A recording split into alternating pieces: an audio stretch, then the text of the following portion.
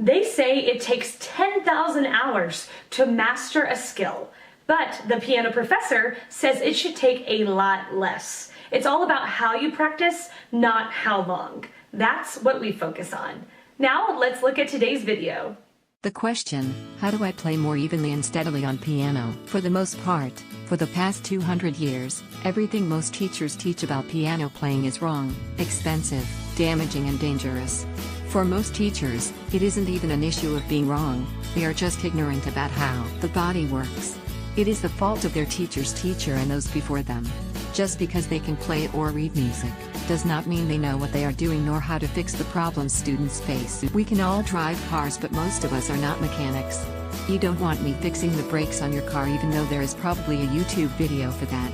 Why would you let a professional hack to unknowingly and innocently allow you to inflict damage to your arms? If you can't play evenly, if the keys feel stiff, if there are patterns you can't execute, if you have tension, fatigue, or you wake up in the morning with stiff hands, if you keep missing the same passage or note, if you need to warm up, if going a few days without practice makes you rusty, you don't need more practice, you don't need more strength, endurance or special exercises, nor do you lack talent. What is missing is the understanding of the arm. Knowledge. Mechanics. Physics.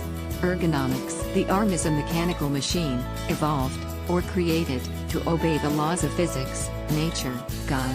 All the aforementioned maladies are simply caused by using the incorrect muscles to play or not knowing how to properly use what you have.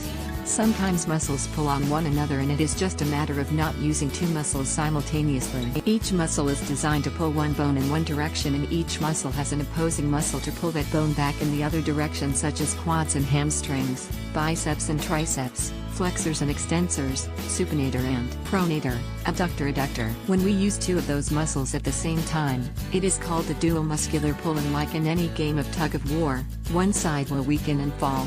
This is how we develop injuries, itises, and as in Dr. Owen S. There is no such thing as overuse, but if you layer that with misuse, you'll get one of those dreaded syndromes.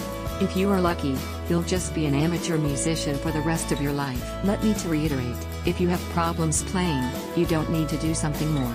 You only need to find out what you are doing wrong and stop it. Here is a video you may want to watch only to understand. You should only work on these movements with a knowledgeable teacher.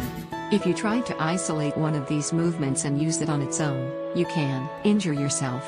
They all have to be applied simultaneously. For instance, walking isn't just a leg thing. Your hips, shoulders, arms, abs, back and neck are all involved in the process.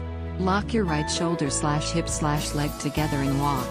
You immediately feel tension and pulse in the knees or butt. Now walk freely with everything swinging in opposite directions and feel the tension melt away. It is really simple.